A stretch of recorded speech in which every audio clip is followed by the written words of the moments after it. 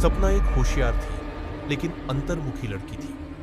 वह एक छोटे से कस्बे में अपने माता पिता के साथ रहती थी।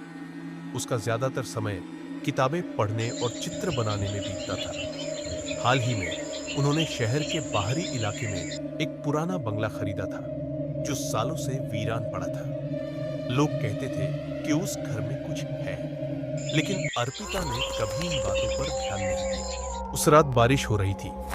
बिजली की गड़गड़ाहट और खिड़की से आती हवा ने वातावरण को और भी रहस्यमय बना दिया था। रात के ठीक 12 बजे अर्पिता को लगा जैसे किसी ने धीरे से उसके कमरे का दरवाजा खटखटाया। उसने सोचा कि शायद मम्मी होंगी, लेकिन दरवाजा खोलने पर बाहर कोई नहीं था। जैसे ही वह वापस मुड़ी, उसे दीवार पर एक काली परछाई नजर आई, मानो कोई खड़ा हो, पर पलक झपकते ही वो गायब हो गई। अगली सुबह अर्पिता ने अपनी स्केचबुक उठाई तो पाया कि उसमें एक नया चित्र बना हुआ था।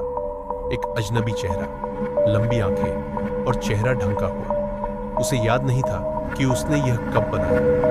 दिन बीतते गए और वो चेहरा हर रात उसकी स्केचबुक में अलग अलग रूप में नजर आने लगा। हर बार वो और डरावना होता जा रहा था। एक रात उसने उस चित्र को फाड़ दिया और सो गई। पर अगली सुबह वही चेहरा उसकी दीवार पर खून से बना था।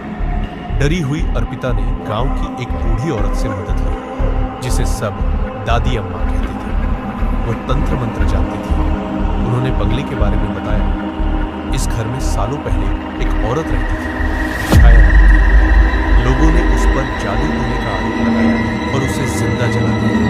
मरते वक्त उसने कसम खाई थी कि वो लौटेगी और अकेली आत्माओं को अपना बनाएगी। दादी अम्मा ने चेतावनी दी, छाया अब तुझे चुन चुकी है। उससे बचने का एक ही तरीका है, तुझे घर छोड़ना होगा, अभी और इसी वक्त। अर्पिता ने घर छोड़ने का फैसला किया, पर रात होते ही सब कुछ बदल गया। कमरे की खिड़कियां अपने आप बंद हो गई, बिजली गुल हो गई। अंधेरे में वही परछाई सामने आ गई। अब वह सिर्फ परछाई नहीं थी, वो पूरी तरह इंसानी रूप में आ गई थी। चेहरा जला हुआ, बाल बिखरे हुए और उसकी आंखें खून से लाल। तू नहीं जा सकती, तू मेरी है, उसकी आवाज गूंजने लगी। अर्पिता ने चीखने की कोशिश की, लेकिन आवाज नहीं निकली। जैसे ही छाया ने उसकी ओर हाथ बढ़ाया, सब अंधेरा हो गया।